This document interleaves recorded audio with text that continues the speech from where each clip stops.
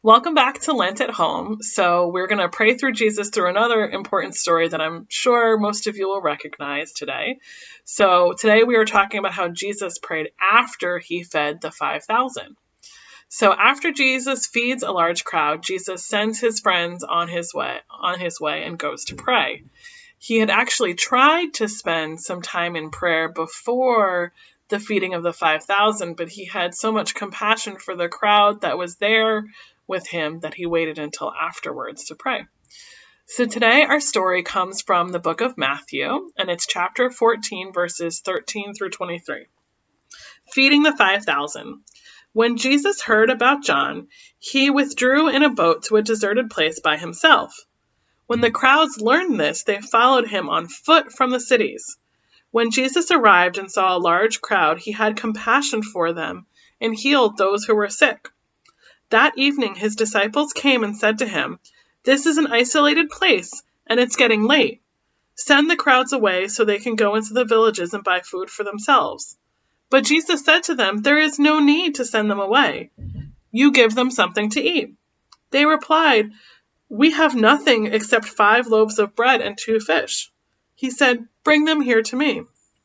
He ordered the crowds to sit down on the grass. He took the 5 loaves of bread and the 2 fish, looked up to heaven, blessed them, and broke the loaves apart and gave them to his disciples. Then the disciples gave them to the crowds. Everyone ate until they were full, and they filled 12 baskets with the leftovers. About 5,000 men, plus women and children, had eaten. Right then, Jesus made the disciples get into the boat and go ahead to the other side of the lake while he dismissed the crowds. When he sent them away, he went up onto a mountain by himself to pray. So just as Jesus fed the crowd food, prayer really helps feed our souls.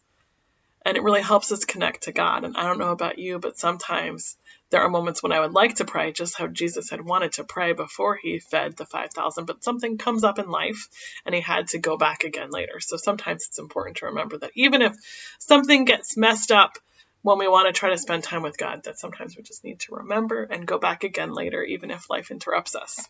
So now I'm going to read our questions and our discussion for families this week, and you can pause the video and discuss the questions, and then we'll come back and talk about our symbol for the week. So what are some things that feed you, things that help you feel excited and full of energy? When you are tired, what feeds you or helps you feel better? What is a way you can connect to God? Think of a short sentence that you could use to pray continuously to God. Something short and simple, even like, "God be with me." So we're going to pause and then we'll talk about our symbol. So today's symbol is the fish from our story. So pass around the fish after you cut it out and say that short sentence as a prayer. So that "God be with me," or whatever your little short sentence or prayer that you came up with was. When the last one has said your prayer in your family, say the Lord's Prayer together.